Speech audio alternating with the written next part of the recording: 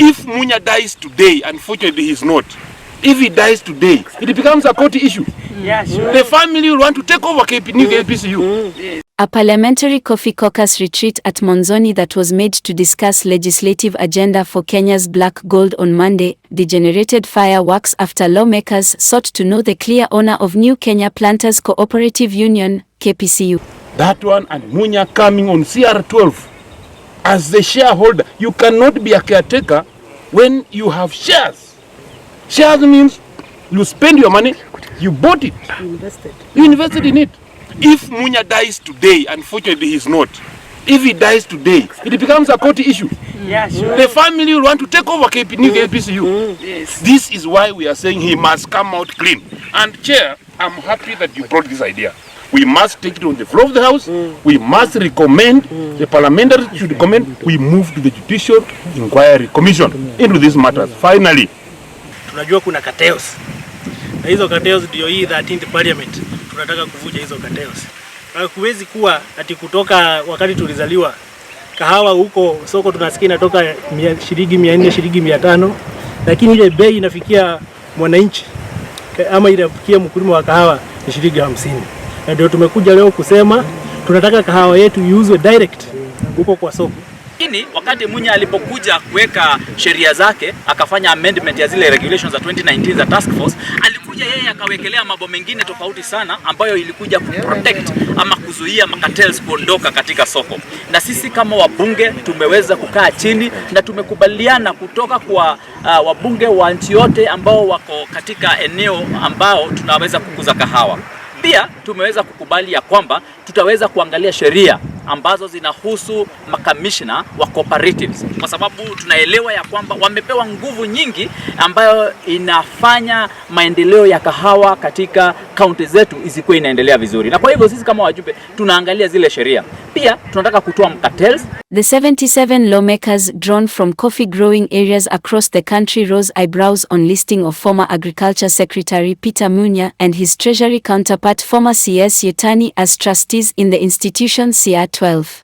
And to our surprise today, we have realized that even the people who are purported to be the owners, the trustees, who have taken over the ownership of New KPCU are former cabinet secretaries. One Yattani, the former Treasury Cabinet Secretary, and one Munya, a former Agriculture Cabinet Secretary. The CR12 that we have been able to search from the registrars of company clearly indicates that they are shareholders with some shares, and that is completely unprocedural. Speaking to journalists, the caucus chair and Kiambu County MP Gathoni Wamachomba said that it was totally out of order for the former CSs to be listed as director or shareholders of the public institution. And therefore, we have agreed as caucus members that we are going to take our center stage in the National Assembly to make sure that we correct the anomalies and also make laws that are going to counter the bad laws that have been pressing our farmers and limiting our farmers towards the success of the coffee industry. Tunataka kuambia Munya na Yattani, the people of Kenya do not trust you to hold their assets, because if they trusted you, wangechagua wale watu ambao mlikuwa mnataka wachaguliwe kama ma-president na ma-deputy president. Na kwa sababu wananchi wa Kenya hawakuchagua wao, hata nyinyi ondokeeni mali ya wananchi. Wananchi walitrust William Ruto na Rigathi Gachagua na wale wengine wote ambao wako hapa walitrustiwa na wananchi. Kwa hivyo hiyo mali ya New KPCU muondokee kabisa. Na tunataka kuuliza Rais Ruto na Rigathi Gachagua Deputy President, tafadhali tusaidieni haraka. Hatutaki kulia kama vile tulilia na maneno ya KCC. Kama mnakumbuka, kulikuwa na wakati mali ya wakulima wa mifugo ya KCC iliibiwa hivi. Mnakumbuka kuna wakati mali ya wakulima under Kenya Seed iliibiwa hivi. KFA ilienda hivi. Kwa hivyo tunataka William Ruto president wetu na Rigathi Gachagua mtuchungie mali ya wakulima wa kahawa na sio tafadhali, kwa sababu wakulima wa kahawa wanaangamia na umaskini, na tunaona ni kama kulikuwa na kampango ya Munya na Yattani watuibie mali yetu. Mali ya wakulima wa kahawa irudishiwe wakulima wa kahawa, na kama kuna madeni kabla hatujagawiwa pesa hiyo ya Hustler Fund ichotwe ilipie wakulima hayo huru. Freedom is here, that is what we told them, and we must deliver freedom. The caucus has vowed to take matter for correction before the National Assembly plenary to safeguard loss of the public resources. Cooperative and Micro and Small Enterprise CS Simon Kelugui cited that it was a poor governance style, saying that the government will do whatever it takes to safeguard the assets of the public. I don't think it's possible to take over government assets or public assets.